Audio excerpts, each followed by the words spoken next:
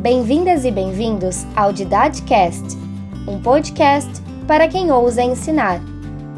Se você é ou pretende ser professor ou professora e entende que ensinar é uma forma corajosa de intervir no mundo, este podcast é para você.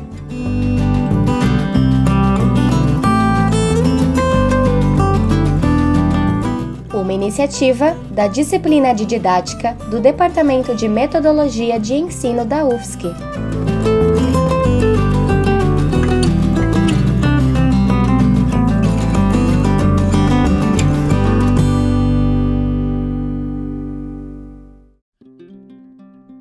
Querido mestre Paulo Freire, a escrita desta carta, proposta na disciplina Didática 2, Organização do Trabalho Docente, é, na verdade, um grande desafio. Desafio recheado de uma imensa alegria em retomar a leitura da sua obra, Professora Sim, Tia Não, Cartas a quem ousa ensinar. Obra essa lida nos idos da década de 1999. Tempo em que encontrei em mim mesma a consciência e a importância do trabalho docente, ou seja, do fazer-se na prática e da escolha pela docência como caminho de vida encharcada pelas relações no concreto vivido. Desta forma, relendo a mesma, destaco o mestre que foi um modo de reencontrar a sua amorosidade, sempre permeada de doçura e de solidariedade para quem ousa ensinar. Querido mestre, é neste reencontro do escrito e relido de sua obra que vem à tona memórias vivas e atuais, revivendo assim um dos momentos marcantes da minha escolha e trajetória na educação, tempo em que começava a me questionar sobre a política de dominação e os impactos da exploração de classe, tema que me inquieta e instiga a pesquisar até hoje. E é justamente por isso que tomo a liberdade e ouso escrever para você, meu amado mestre, patrona da educação do meu país, lugar que vivo desde sempre nesse país chamado Brasil. Posso dizer que essa inquietude e indignação se amplia e continua me perseguindo enquanto assumo a condição de ser e estar neste mundo materializado, justamente nesse contexto histórico do qual as escolhas que assumo são de cunho político e, por conseguinte, pedagógico, do qual vou estabelecendo o foco do meu objeto de estudo, encharcado da condição humana enquanto ser consciente do concreto e suas implicadas relações nos modos de produzir a vida. Não sei se lhe contaram que estamos em meio a uma pandemia sem precedentes na nossa humanidade. Neste sentido, enquanto humanidade, falando dessa ação no mundo, trago um pequeno mosaico vivido nestes tempos, ou seja, um retrato dos nossos desafios enquanto professamos frente ao ato de educar, que, dito de outro modo, vivemos tempos muito difíceis enquanto classe trabalhadora, seja na educação ou na saúde, de modo que estamos extenuados e cansados diante deste cenário que se descortina em nosso país. Inclusive, quase que diariamente, vemos ofensas à sua pessoa e ao seu legado, apesar de sabermos que não é nenhuma novidade, pois, logo após o golpe de 64, por perseguição política, o obrigaram a partir para o exílio. Porém, uma coisa podemos afirmar: os que o agridem jamais leram uma obra sua. E, confesso que ler você não é nada fácil, requer pensar sobre o que se lê, para organizar o que se pensa. Enfim, acho que bem relatas essa ação de ler e escrever o mundo neste recorte que vais tecendo em sua escrita, que aproveito e trago nesta carta. O ato de pensar ordenadamente, organizadamente sobre um certo objeto, em cujo exercício o sujeito pensante, apropriando-se da significação mais profunda do objeto sendo pensado, termina por apreender a sua razão de ser. Isto significa, logo, grifo meu, que ao pensar guardo em meu corpo consciente e falante a possibilidade de escrever da mesma forma que, ao escrever, continuo a pensar e a repensar o pensando-se como o já pensado.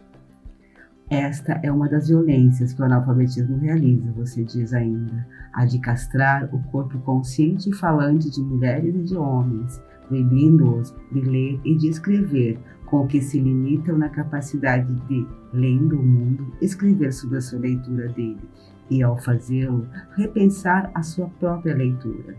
Isto no prefácio do livro Primeiras Palavras, professora Tia, A Armadilha. Diante deste reporte, que foi uma pré-leitura ainda em 2021 das obras freirianas propostas para o diálogo em forma de cartas pedagógicas, confesso que ao ler suas obras e pensar sobre o processo das suas cartas, que são formas de pensar de quem escreve para a apreensão do lido pelo outro, é também uma forma de dialogar com o outro, sempre permeado pela sua boniteza e indignação, uma vez que escrever é sim um exercício epistemológico, como bem comentado no livro A Pedagogia da Indignação, de 2022, ou seja, uma tarefa-ação eminentemente política. Portanto, posso dizer que essa obra tem a potência de traduzir o que você denuncia, isto é, as verdadeiras ações éticas e genuinamente humanas nascem da dualidade dos sentimentos do amor e da raiva, que muito bem descreve em sua escrita empapada de seu amor humanista e de sua raiva e indignação política que atravessa todas as suas obras. Deste modo, compreendendo a dimensão política do momento que estamos vivendo, ao reler para compreender a obra professora Cíntia Não, Cartas a Quem Ousa Ensinar, posso dizer que essa oportunizou a repensar, ou ousar, considerando-o no seu sentido amplo, como bem destacado logo nas primeiras palavras da obra, em que me deparo com a escrita sua de que é preciso ousar, com amorosidades, sem ser piegas, ousar para dizer cientificamente em tempos de negacionismo, que ensinamos, aprendemos e conhecemos com o nosso corpo e com a nossa mente. Claro que não podemos ser simplistas, mas compreender que somos movidos pelos sentimentos, pelas emoções, pelos desejos e pelos medos, e mesmo assim que podemos ousar para continuar ensinando e resistindo, para que possamos, como bem expressados em suas próprias palavras, de dizer não à burocratização da mente a que nos expomos diariamente. Por conseguinte, entendendo seu significado de dizer não ao que está posto, de modo a pensar com um amor humanista no seu sentido pleno, consigo encontrar forças para continuar a ousar e esperançar, mesmo diante do cenário que estamos empapados. Desse modo, relendo novamente 2 décadas depois desta obra, momentos em que muitas vezes penso em desistir, me deparo com sua fala que diz que a tarefa de ensinar é um ato que exige amorosidade e também competência científica. Competência essa que se recusa à estreiteza cientificista, que exige a capacidade de brigar pela liberdade sem a qual a própria tarefa falece. Ou seja, numa tarefa-ação que ensine a não acomodação ao que está posto, pois o mundo não está sendo e é possível sim a transformação de corações e mentes. Neste sentido, precisamos pensar coletivamente a construção de várias identidades culturais como um caminho para a resistência, ou seja, educadores e educandos que entram na luta como sujeitos e não objetos, que provocados se engajam para um processo transformador do pensamento. E, por conta dessa perspectiva da identidade como caminho de resistência, selecionei a 8ª carta da obra intitulada Identidade Cultural e Educação, pois nela, sua escrita inicial já é provocadora, no sentido de sublinhar a importância da relação em tudo que fazemos, seja na nossa experiência existencial, seja enquanto experiência social e histórica. Experiências e vivências das ações dos sujeitos da e na educação como parte integrante e presente, na consolidação tanto dos currículos que chamamos de ocultos e dos que chamamos de explícitos nas nossas escolas. Assim, partindo dessa consideração, fui adentrando na leitura atenta de quem se mobiliza a compreender que encontro a afirmação de que somos seres de relações. Essas são dinâmicas e processuais, herdadas e adquiridas no processo histórico. Deste modo, posso dizer que é neste sentido que você me deu respostas sobre como esta relação processual vai nos constituindo, uma vez que, como seres inacabados, somos também programados para aprender, operando sobre o mundo e por meio da invenção social da linguagem. Nos tornamos inscritos neste constante processo de busca e de aprendizagem. Logo, como você mesmo descreve, querido mestre, o aprender e o buscar está intrinsecamente presente no ensinar e no conhecer, e esse não pode se dar sem liberdade. Isto é, essa liberdade como forma de ser no mundo, pois é justamente por sermos programados, condicionados e conscientes do condicionamento e não determinados que podemos superar a força das heranças culturais, que se estruturam pelos marcadores sociais de classe, raça, etnia e de gênero que vão constituindo nossa identidade, a fim de promover assim a transformação do mundo material e das mentes.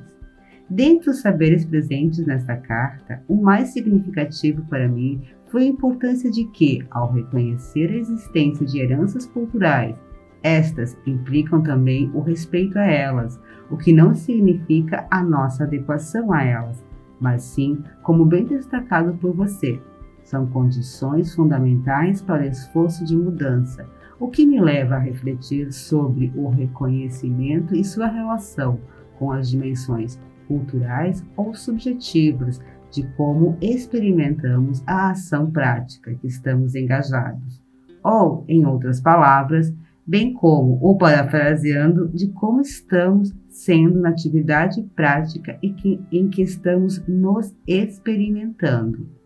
Portanto, concordo que é nesta prática que estamos imersos, que podemos, ao experimentar as diferenças como sujeitos da e na educação, ensinantes ou aprendentes, que aprendemos a nos descobrir e logo reconhecermos os eus e os tus, com destaque especial de que, a rigor, é sempre o outro enquanto tu que me constitui como eu, na medida em que eu, como tudo outro, o constituo como eu. Dito de outro modo, sou o que sou, porque somos todos nós. Assim sendo, partindo desse pressuposto de uno com o todo, a leitura da carta me permitiu relacionar as ideias apresentadas pelo autor com a disciplina da didática, bem como com o processo de ensino e aprendizagem, porque um dos desafios do nosso trabalho docente, como educadores e educadoras progressistas, em coerência com a nossa opção de assumir como ponto de partida a convicção de que a educação é uma prática política que, para tal, envolve uma competência científica e, não menos importante, a competência de conhecer o mundo concreto de quem aprende. Logo, é neste sentido que precisamos saber sobre o mundo dos sujeitos da e na escola com quem trabalhamos, ou seja, reconhecer o mundo encharcado de seus sonhos e do que sabem e como sabem. Por fim, gostaria de retomar o sentido da urgência presente nesta carta, de também denunciar a minha indignação frente e diante do nosso atual cenário, trazendo novamente o que lhe escrevi inicialmente, de que não podemos desistir de ousar em acreditar na possibilidade de fazermos uma escola democrática,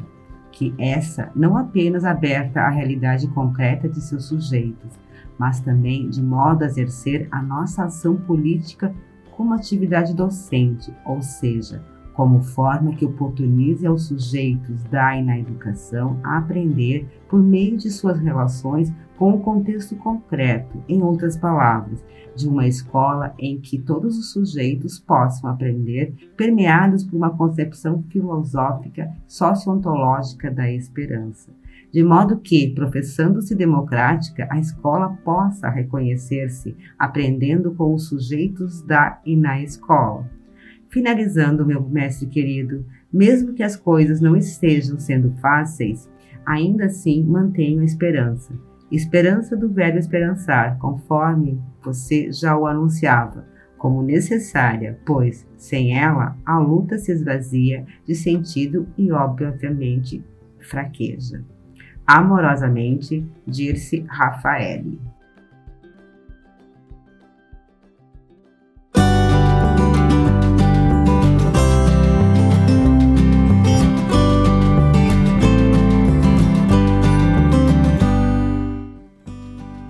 A terceira temporada do Didaticast é dedicada a leituras de cartas pedagógicas escritas no segundo semestre de 2021, por estudantes do curso de Pedagogia da UFSC na disciplina Didática 2. A carta de hoje foi escrita e lida pela acadêmica Dirce Raffaelli, edição Vicente Campana, estudante do curso de Licenciatura em Pedagogia. E você, já produziu uma carta inspirada em obras de Paulo Freire? Que tal escrever uma carta pedagógica e compartilhar aqui no Didaticast? Quem tiver interesse em participar dessa temporada, pode enviar um e-mail para didaticast@gmail.com ou uma mensagem pelo direct do @didaticast no Instagram, que entraremos em contato. Se você gostou desse conteúdo, compartilhe esse podcast, fique atento aos próximos episódios e continue ousando!